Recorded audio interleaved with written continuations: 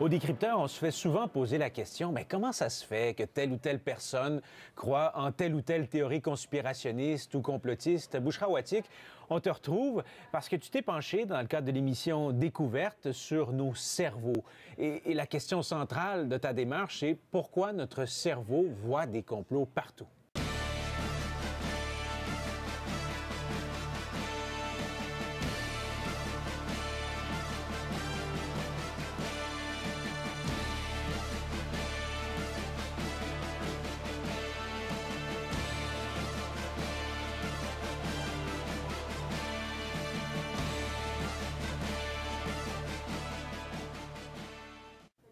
Mais en fait, c'est parce qu'on a évolué comme ça depuis la préhistoire.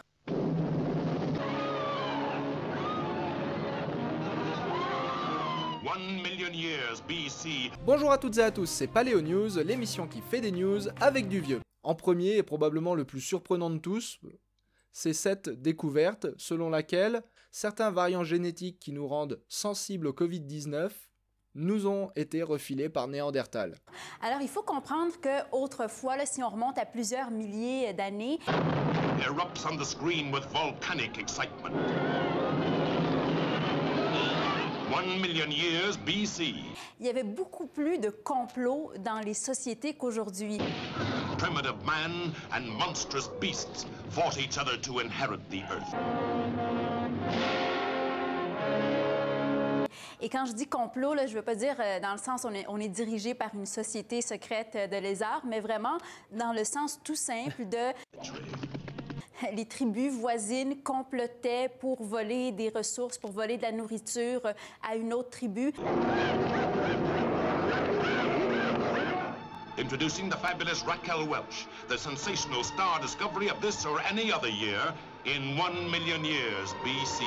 Et à ce niveau-là, les complots, c'était une menace pour l'humain, ce qui fait qu'on a évolué à vraiment être très à l'affût. John Richardson as Tumac, as big and strong as the beasts he fought for survival. À détecter les complots avant même qu'ils se concrétisent, c'était vraiment un avantage pour notre survie. See the fascinating, strange and fearful creatures who roamed and ruled the earth 1 million years BC. Le problème, c'est qu'aujourd'hui, dans la société moderne et même depuis quelques siècles, il y a beaucoup moins de complots. Les sociétés sont moins tribales. Donc, la société a changé. Le problème, c'est que notre cerveau n'a pas pu évoluer, lui, en quelques siècles seulement. The pterodactyl, a flying reptile with giant teeth. Donc, on est tous restés avec ces réflexes préhistoriques de vraiment être à l'affût, d'avoir l'œil ouvert pour voir tous les complots potentiels. The Brontosaurus, a moving mountain of flesh and bone. Alors justement, restons dans ce contexte qui est le nôtre, avec le cerveau qui est le nôtre. Qu'est-ce qui se passe, Bouchra, dans la tête d'une personne conspirationniste? Est-ce que la science s'est penchée là-dessus?